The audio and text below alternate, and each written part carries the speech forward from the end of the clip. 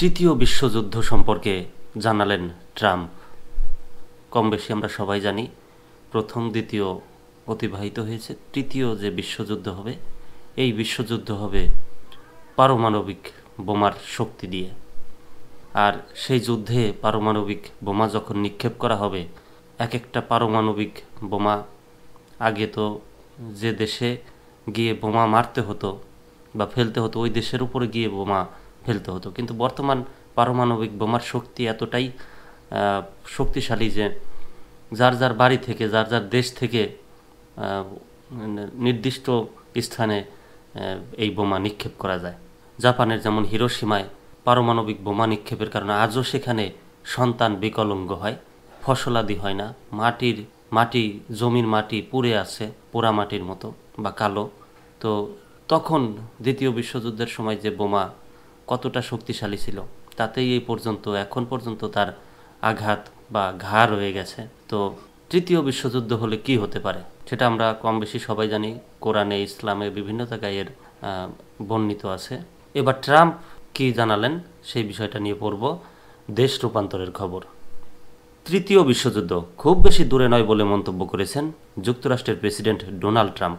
তিনি বলেন, এই যুদ্ধ করে কোনো পক্ষের কোনো লাভ হবে না, কিন্তু তৃতীয় বিশ্বযুদ্ধ থেকে বিশ্ব খুব বেশি দূরে নেই।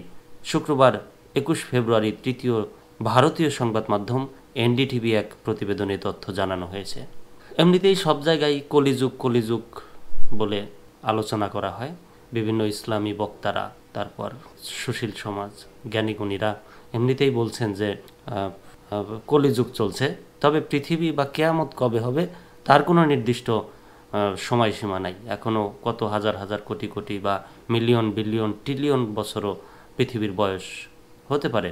প্রতিবেদনে বলা হয়, যুক্তরাষ্ট্রের স্থানীয় সময় বৃহস্পতিবার 20 ফেব্রুয়ারি মিয়ামিতে FII প্রায়োরিটি সামিটে বক্তৃতা করার সময় ট্রাম্প এমন বক্তব্য করেন। ট্রাম্প বলেন, অবশ্য আমি এই ধরনের কোনো যুদ্ধ ঘটতে বাধা দেব, কিন্তু বাইডেন সরকার আর 1 বছর ক্ষমতায় থাকলে তৃতীয় বিশ্বযুদ্ধে থাকতেন। মানে না হেসে পারলাম না।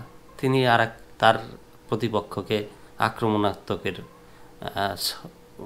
ফাঁকে হয়তোবা তিনি তৃতীয় বিশ্বযুদ্ধের প্রসঙ্গ এনেছেন। বিশ্বযুদ্ধের মতো পরিস্থিতি তৈরি হলে যুক্তরাষ্ট্র তাতে অংশ নেবে না বলেও আশ্বাস দিয়ে তিনি জানান, তার নেতৃত্ব এমন কিছু হতে দেবে না। অবশ্য তৃতীয় বিশ্বযুদ্ধ নিয়ে তার এমন অনুমানের কারণ কি সেই ব্যাখ্যা দেননি ট্রাম্প।